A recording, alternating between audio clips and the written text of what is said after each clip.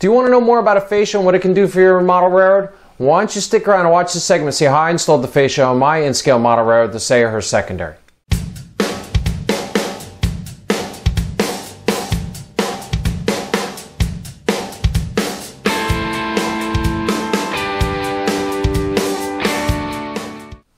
Hello everyone, Joe from Central Jersey Conrail and in-scale, and welcome back. This is episode 22 in our construction series for the Sayrehurst Secondary. And today we're going to be talking about our fascia. As you can see, I'm standing on the north end of the layout, but just kind of peeking over my shoulders, you can see that I've got the fascia done. So let's talk about it.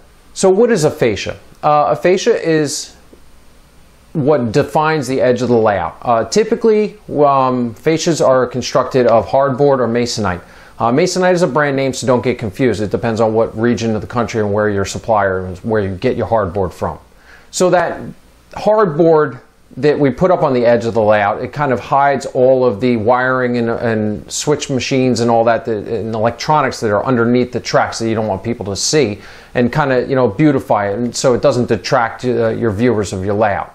The secondary function of your fascia, it's a convenience factor, a place to mount all your convenience items that you need for operating your layout. Your throttle pockets, your drink holders, your panels for your throttles, also your panels to control all your switch machines, bill boxes and waybills, and the list goes on and on.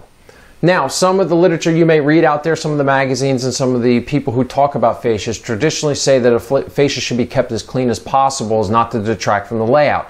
However, I have seen layouts where people go into it and they start mounting, plaques and emblems and logos and stuff on the outside of the fascia that's associated with the railroad they're modeling.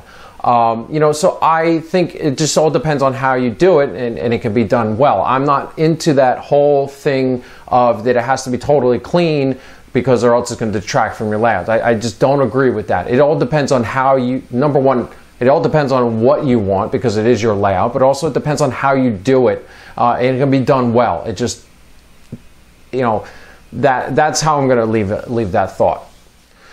For the Sayrehurst Secondary, I kind of took the utilitarian approach. My fascia, I wanted it to be for operating. I didn't want to get into logos and stuff like that because that's just my personal preference, but I wanted a lot of convenience factors. So if it did take up the whole fascia, I didn't care. I wanted bill boxes, I wanted drink holders. I thought that was imperative because when you're running a session, you got guest operators, they're going to want to have something to drink while they're running for 4 hours, and to protect my layout and keep the drinks from getting set on the layout, I put out the drink holders. So that was another thing. All my UP5 panels, pretty much every station, every spot where you would do switching, I put a UP5 panel. And that's just convenient so that you don't have to worry about your battery going dead. You can plug in, you don't have to worry about poor radio reception. And I put a throttle pocket right next to it just so you can put the throttle in there and plug it in and go. And it frees up your hands to do your paperwork and such. And then the last thing I made sure to do on my fascia was the switch panels. I talked about it in the past. My personal preference is, I think when you're operating a layout, to get into the role of the conductor is, actually physically doing something to move the points on that turnout. A lot of people have gotten into the JMRI software and the digital control systems where they're putting decoders on their switches and they just punch up the code on their throttle to operate the turnout. My personal opinion is I don't want to have people to be fumbling around with acquiring decoders to manipulate a turnout. I just want to reach out, flip the turnout, the toggle, and watch it move. So that's kind of why I went with these switch panels. There is also other options out there right now. I noticed a lot of people have commented in the past about the touch toggles. Those are really nice. Me personally, I went with the old-fashioned toggles because just ease of maintenance. I guess you could say I don't know too much about the touch toggles, so I kind of shied away from it. But the toggle for me was just, it's hardwired, it's got 3 wires on it, we solder it, we put it in. If it goes bad, I just take the nut out and pull it out and done. And then there is the third option, which I've only seen once or twice in a magazine, is the actual touchscreen computers. There was one gentleman who got really into the electronics portions, and he had touch screens that you could manipulate your turnout. So there's a third option for you. So now that we've defined what a fascia is, and I told you a little bit which direction I went with mine, why don't you go ahead and watch this video, see how I constructed it, and we'll come back and we'll finish talking. Okay, so here we are getting started hanging the fascia. First thing I do is I run a good bead of PL Premium construction adhesive on the 1x4s for the bench work. Then I take the pieces of fascia that I've cut and get it in position and clamp it in position with with bar clamps.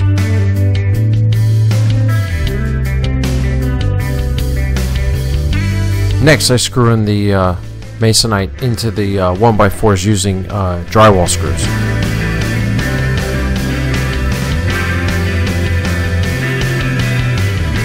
When I come to the seams, I make sure to use 2 or 3 drywall screws to hold the seams together. This makes sure that the seams are held tight together so there's not much of a gap.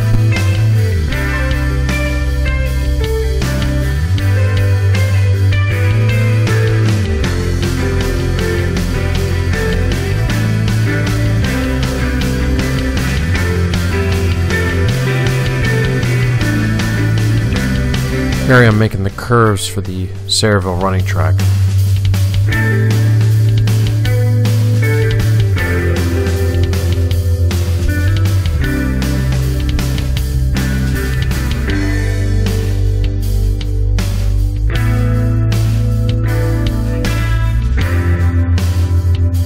As I go along, I'm just making sure that it's level and the bottom edge is straight and it doesn't go up and down before I screw it in.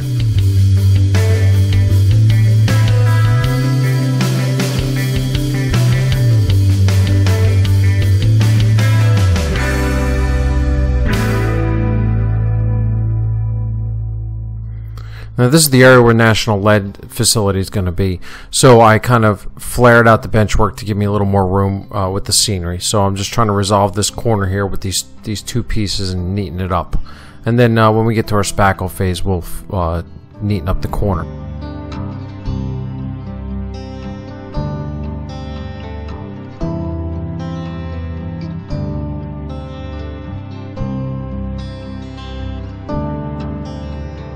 Okay, so now all the fascia board is up and we're ready to proceed to the next step.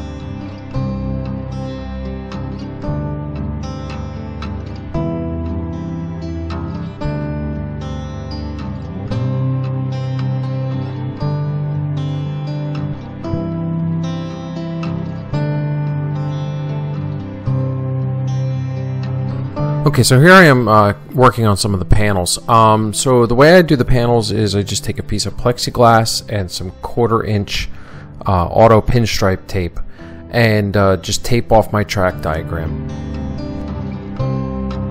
So when you're doing this, you're putting your masking on the back side of the panel. And so remember that you're doing it in a mirror image. So you're looking at the back side of it.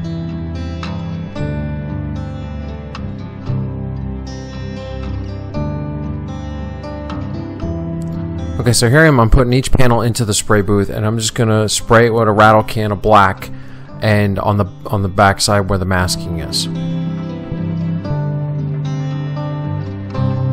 Then I'll let the paint dry for a good day or 2 and then pull the masking off and it will reveal that track diagram. And then what we'll do is we'll come in with our lighter color, which will represent our track diagram, and just spray it from the back side.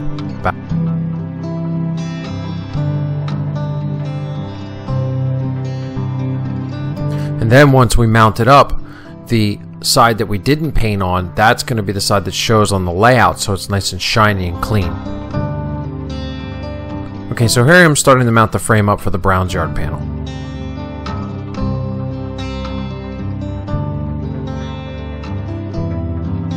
And I have a tool failure. I broke a bit right off in the wood. So the panel for Brown's Yard, I made it large because it's got a big diagram and I wanted plenty of room because there's going to be a lot of wiring. We got 10 tracks, so you're looking at like 13 or 14 turnouts.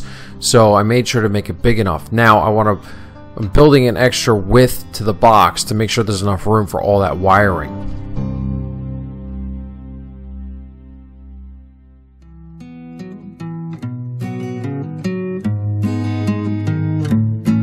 But when I'm designing this, I'm trying to walk that fine line. I don't want to make it too big and eat up all the aisle space. So that's why I didn't make it like a wedge like the panels that I did in staging art. I made it this straight box like this. I also made sure to put hinges on this panel as well, so if there's any kind of maintenance or work that needs to be done, I could just easily fold it down.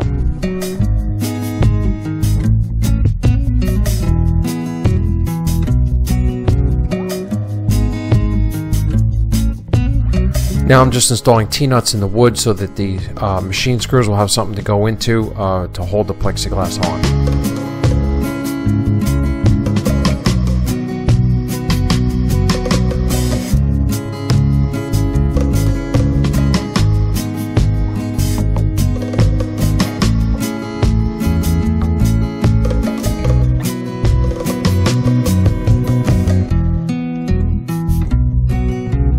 And so now all we have to do is dress up those edges with some masonite, and it'll be ready for paint and spackle.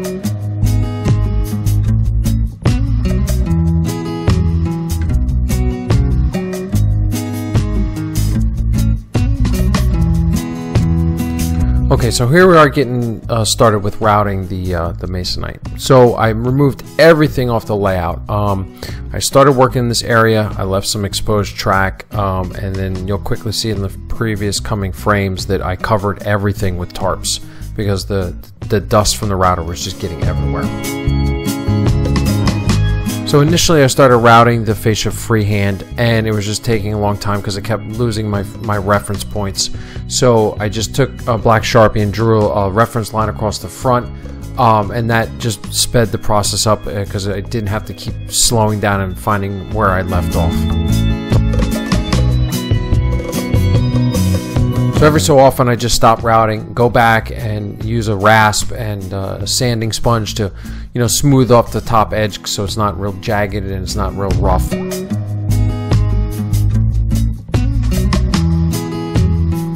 So taking the time to just clean up that top edge serves two purposes. Number one, it makes it look nicer, makes it look more finished, and secondly, it makes it more comfortable so when you lean on it, you don't get that sharp feeling, you don't get cuts and stuff.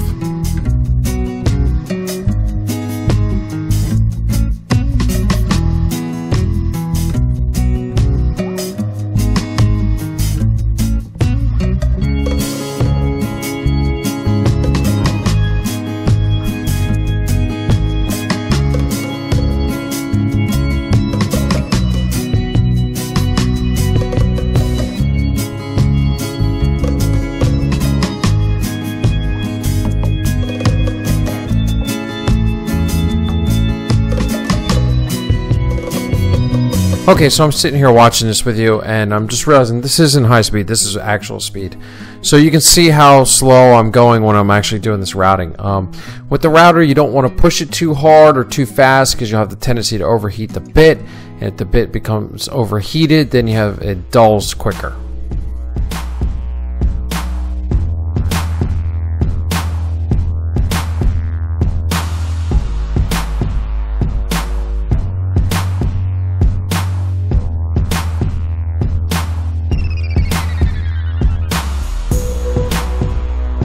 So yes, I've finally decided that routing is much better than using the Sawzall or the jigsaw. It just goes that much smoother and there's not much vibrations, and yeah, definitely the way to go if you need to cut this fascia.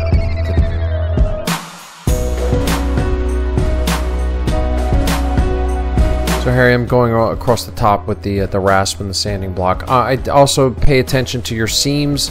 That's a good spot where sometimes they're not level, so you may have to file them down and make them nice and level.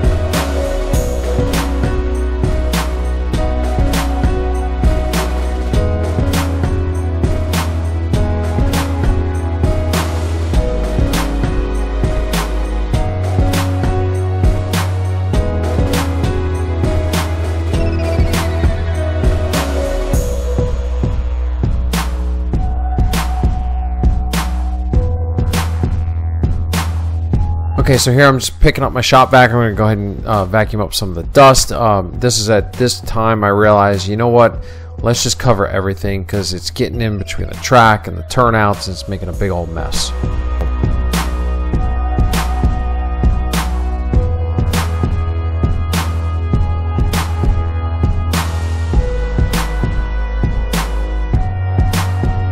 Okay, here we are getting started mounting the panel for the Amboy engine facility. So the first thing I do is I go ahead and draw out a diagram of where I want the opening. I make the opening a little bit smaller than my panel. You want the panel to overhang a little bit on the edges so you have something to mount it to with the boards. Then I put a plunge router bit into my router and I just go ahead and plunge it in and then cut out the shape.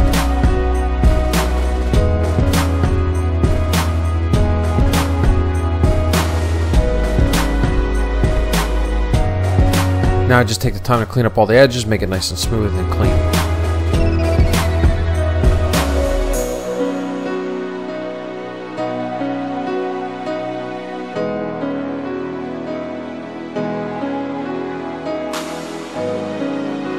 Okay, so what I've done now is I've taken some 1x2s and cut them to length. I put in T-nuts. Then I drilled the holes through the plexiglass and screwed it to the wood using machine screws. Then I hold it up to the back side of the hole and I use my brad nailer and some wood glue to attach it to the fascia board. I found that this has worked out really well and it holds the panels nice and tight. Okay, here we are getting started on the spackle. What you're watching now is the first coat. I call it the gluing coat. I use that to glue my tape down, put the initial coat over my screws and get started. Then we're going to come back with 3 more coats after that, and with a light sanding in between each phase, and then a final ultra thin coat over my spackle, and that smooths everything out and fills in all the little crevices. Okay, so I've seen multiple different ways to put the fascia up on your layout. I've seen it being attached with button head screws. I've seen it being attached with round head screws. You know, so there's different options. Me personally, I wanted a real clean look, so that's why I went with the drywall screws and I countersunk them down, and then I went over all the joints with tape and spackle and did the screws with spackle and took the time to do it because it just comes out very clean if you take your time. So also at this point you also notice that there's the other holes in the fascia, and that's for the UP5 panels. I did that after I did the switch panels.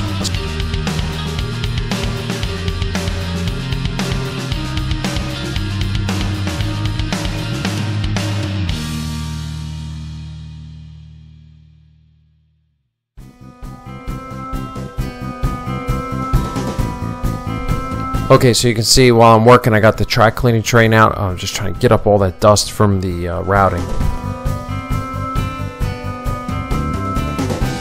Okay, so this is what's called an outside corner. So whenever you're doing outside corners on your fascia, I highly recommend that you use the outside corner beads because they're reinforced with metal. And what that'll do is it'll give the corner strength, so if somebody accidentally bumps into it, it doesn't just rip the paper apart. Okay, so after a couple days of spackling, here we are with the primer. Again, using the Kills brand primer. Had a lot of success with it, so I'm just going to keep working with that.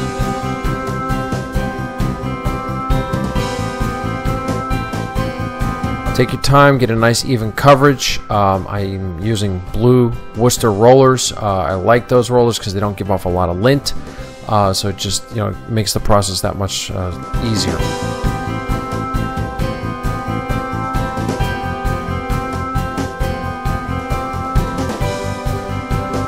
Okay, so here I'm getting started trimming out all the panels. I'm using my brad nailer with 5/8 inch brad nails. All this trim I just cut with a miter box and a back saw.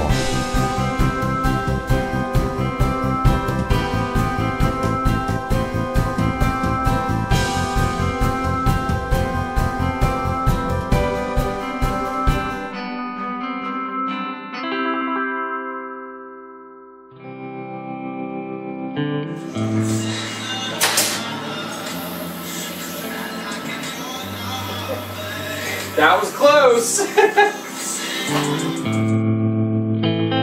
So be very careful.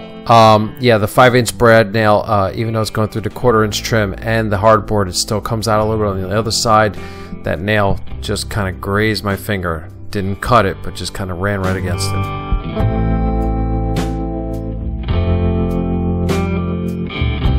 And there's the finished product. Okay, so here we are getting started with the paint. So a lot of people have recommended that you tint your primer. I'm just going to say that that's a personal preference. Me personally, when I paint, I like to have a light colored primer underneath because I can see my coverage. So if I'm missing spots, I see the white shine through. If you tint your primer, you may not catch that. Again, this paint we're using, it's Valspar. The color is Gaucho, and I used it in a flat matte paint.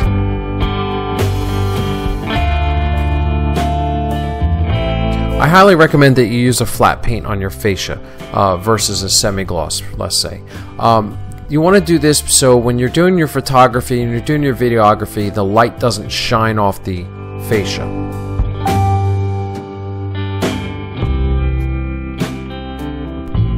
Okay, so here I'm starting to trim out the panels, and I was very happy with painting the trim the same color as the fascia. It really makes it blend in, it doesn't stand out, so it was just the look I was looking for.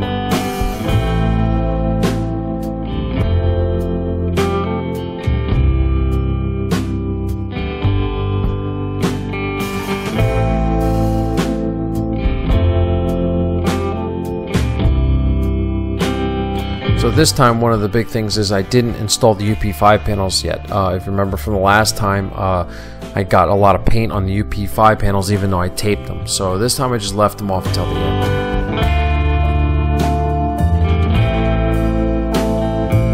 Okay, so here I am painting the wall underneath the layout. You know, I'm going to be putting skirting and curtains up on the bottom, so you're not going to totally see that paint, but I went ahead and did it anyway, and I think it ties everything together and makes sense. So very happy with the way it looks when it's all done.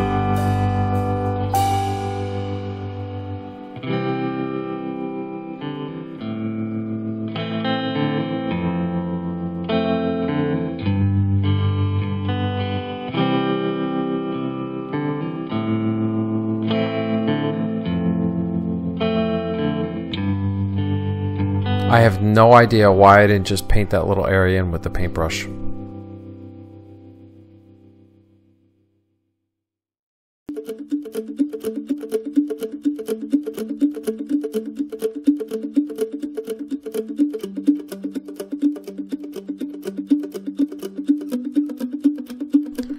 So the area under the big helix, I just skipped it. I kind of trimmed around the computer monitor as best as I could because there will be a skirt there to hide all that. I didn't want to get paint on that that block occupancy detector board or the computer or anything like that.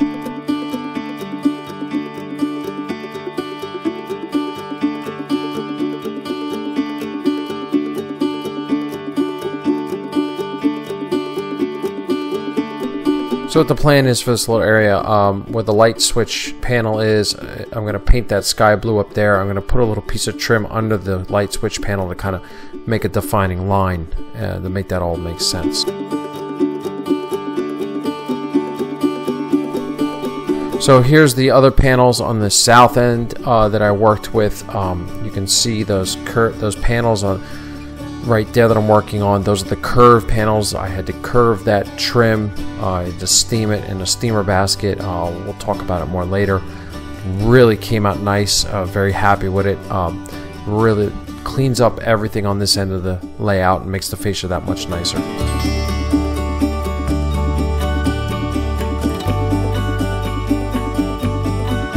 Also, you can see where the paint can's resting. That's the electrical cabinet. While I had that out, I took the time to go ahead and paint that.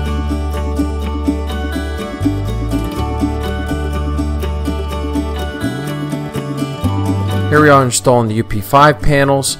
I mounted those so that the bottom two holes would be at the top of the 1x4, so it had something solid to screw into. That's just to make it so if you push in to plug in your throttle, it's not spongy.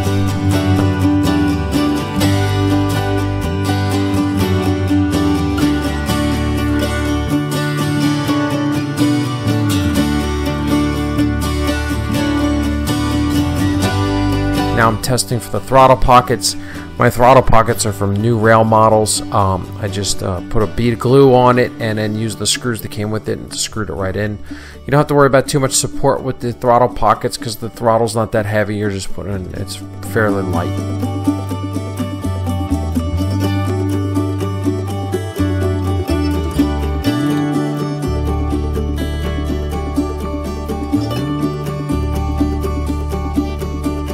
You want to make sure that you measure for your throttle pockets so that when you put the throttle in the bottom that the cord will reach up to the UP5 panel.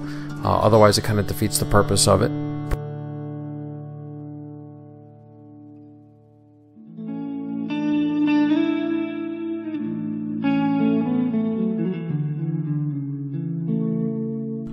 Okay, here we are mounting up the bill boxes. I just attached the bill boxes to the fascia using Velcro. I didn't want to use anything too permanent, so if I need to pull them out of the way, so that's why I went with Velcro. Use some industrial strength so it holds it really tight.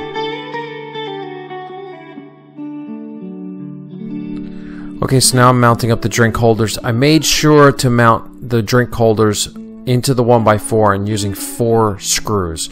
I just my fear is that if somebody puts a big heavy ceramic coffee cup, I don't want them to break loose and fall.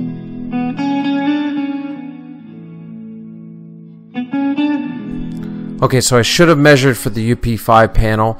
I had to space my bill boxes for Brown's Yard out like this. It's not ideal, but it's the best that I could do, short of removing the UP5 panel and patching the hole and redoing it. And here's the finished product.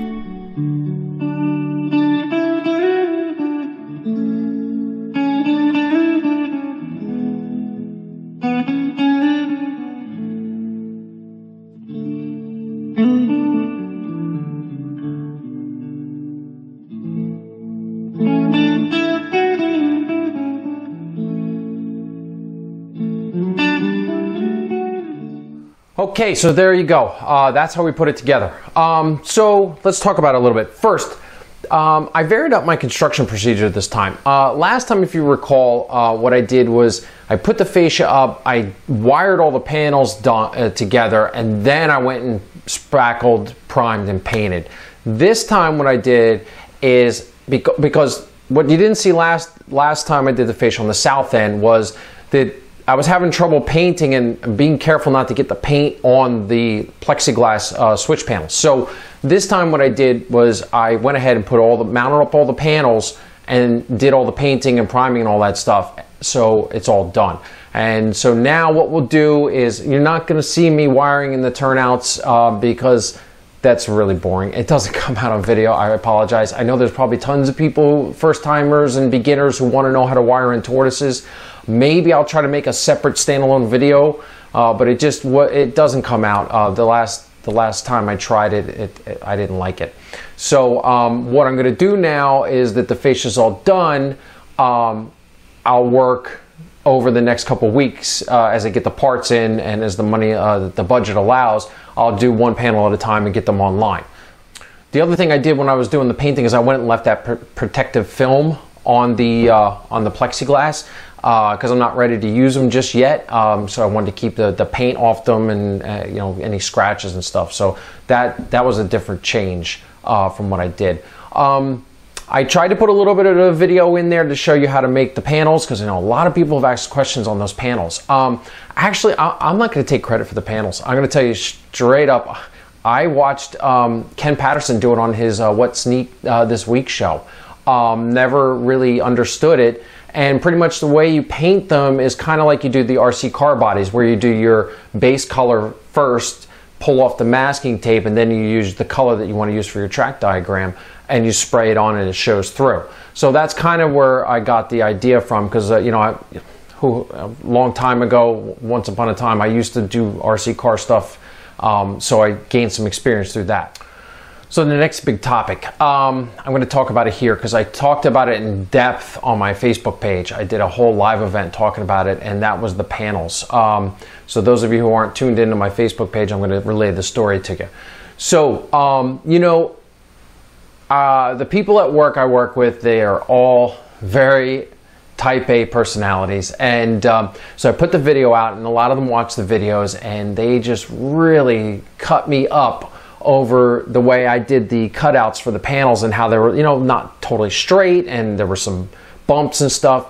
So, you know, that kind of ate at me. And, you know, I had indicated in the video, the last video we did with the fascia, that I was going to try using the automotive door trim to frame it out. But the problem was it wasn't sticking. It didn't really work out as well as I thought, and the curves were too tight, so it was kind of getting gappy. So I kind of scrapped the idea. And what I did was I work really well when I have a problem like that, is I just walk away from it, and I let it stew for a couple months. And when I was doing the fascia on this side, I started thinking about it one night because I was looked over on the south end, and I was like, that still looks ugly, and these didn't come out totally perfect. So then I'm like, well, what can we do to dress it up? And you know, I got the idea about trim. So I went and got some nice 1/4 inch, almost like a picture frame trim from Lowe's, and I went down and started framing it out, and I was able to use the brad nailer and tune it all, tack it all in and glue it, and it looked really good. So then we went to the corner over by Lakewood, and you know, it's got that nice beautiful curve, and then I'm like, wait a minute, I can't curve the trim. What am I going to do now? So I went online on YouTube and started watching some videos and stuff, and I was watching how people were steaming wood to bend it. So then I was like, oh, well, how can I do that? So they were building these elaborate contraptions to steam the wood, you know, high-end wood like oak and mahogany and stuff, and I'm just doing it with pine trim. So then I was like, you know, let me do an experiment. So I went and got my wife's vegetable steamer, put a bunch of water in there, and put small pieces of trim at a time, and steamed it for about 20 minutes, and sure enough, it was flexible enough to bend it to the curves. And then all you do is you put it in, you clamp it, and let it dry overnight, and it holds that shape. So it worked out really well. You know, as you saw from the pictures in Lakewood, you know, it did really look. It trimmed it all out, and it hides all the bumps and stuff. So very, very happy with the way it came out. So it just goes to show you, you know, if you got a problem, just walk away from it, and a solution will present itself. So I think that's the best advice I can give you that I learned from this. So then I went back and, you know, caulked it all up nice and did all the seams and the nail holes, and then painted it the same color as the fascia, so it kind of blends in. And I think the effect is like perfect for what we needed. Okay, so that's going to put 22 in the books. So where are we going? So let's talk about this. So I've been able to converse with the CEO and get some money together, and we're going to go ahead and get the carpet installed. Very happy about that. Picked out the carpet yesterday. Schedule is going to get installed on the 21st. So that's really good. And I'm kind of hoping when the carpet gets in that it improves my videos, because I noticed, to me personally, that the sound's a little echoey. So I'm hoping that the carpet will deaden that sound. So I'm looking forward to that. But in the meantime, while I'm waiting for the carpet, I know that's still like 3 weeks away, I'm going to go ahead and start working panel by panel as I get the money, order the parts, get them in, and install it. So that's what I'll be doing over the next couple of weeks. And then after that, episode 23, we're going to get cracking over here on Brown's Yard.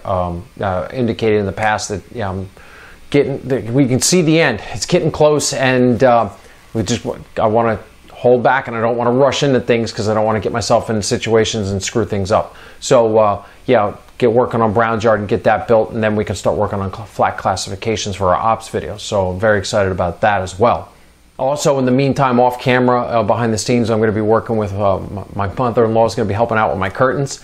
So I'll be working with her, getting the curtains installed, so this way I can start getting the layout room. Because right now, as it is now where I'm standing, it's totally cleaned out. There's nothing, just the electrical cabinet, and that is because I wanted to take everything out when I was painting. I don't want to get paint on stuff, so I got to start putting this back together so I can get my workbench back in here and start cracking on the ST50 for the locomotive shop. So that leads me to my next point for the locomotive shop. You know, I really like doing it, and but I'm going to, I know I said I wanted to do like every month do this and this, but you know what, right now for over the next couple months, I got a lot going on with YouTube Model Builders Live, and and then trying to get the layout done by the end of the year. So well, not done, but you know, get it up and running so we can start ops sessions, and then after the first of the year start doing all the structures and landscaping and stuff, so then we can work on getting it done.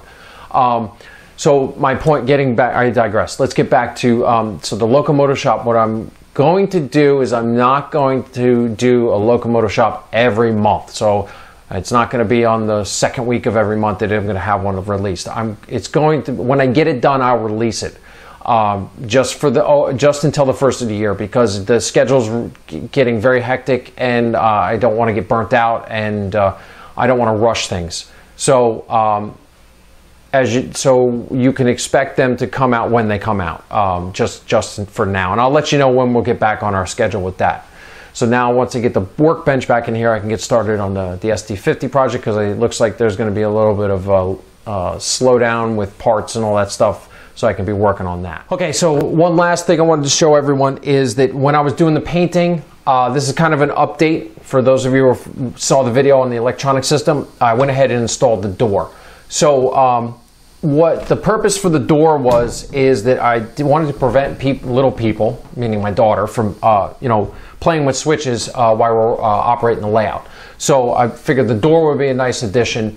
And then what happens is it also will keep out the dust. So I kind of did that. So all I did was I built a frame out of 1x2s, and then used some plexiglass and put a handle on and a little magnet on the bottom so that it holds it shut. So works out really well. And I made sure that I had the hinges that open all the way up, so if I need to pull the drawers out, there's enough room. So as you can see from the temperature gauge, the fan's off, and the temperature's still at 25 Celsius with the door closed.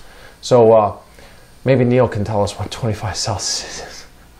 I put the gauge in and I can never remember how to convert it. So, but I know my normal temperature should be around 24. So, so that's the door. So that's a little update for you. And the fan, I have the fan off right now because it's kind of gets loud. So I have a little shut off switch on the side there with the red cover to turn the fan on off and on. So when we're videotaping, I can turn the fan off. So there's a little update for you. So, you know, I've really come to appreciate all of you that follow along. You guys have been so supportive, you know, but I've been, you know, through YouTube and Facebook, I've been making some contacts with some really awesome people out there. And, you know, we've been talking, phone, text, email, you know, I've never really met them, but I've talked with them a lot. And, you know, a couple of people in particular that I wanted to thank because, you know, they're really helping me out. Matt Jones from the Milwaukee Road subdivision, Charleston subdivision. He was nice enough to loan me a couple of his locomotives for the YouTube Model Builders Live show. So thank you very much, Matt. I really appreciate it. Andy Vitstron from Conrail Mid-South Division. He also sent me some locomotives to do for YouTube Model Builders Live. So, you know, those two gentlemen really helped me out with that. So I want a big thank you to both of them. Also, Thomas Dodo from the Overland Transportation System. Thomas, thank you very much. I can't thank you enough. Thomas sent me this, this nice Delaware and Hudson tanker that he weathered. And he actually found out a little backstory about it. And so the backstory is that number 57 was used to haul molasses up to upstate New York for a feed company up there. So he did a little research on it. So I really like it. And he sent it to me. So I'm going to be working that into the fleet. Get it assigned a car card, and we'll start using it, and it'll start popping up on ops videos.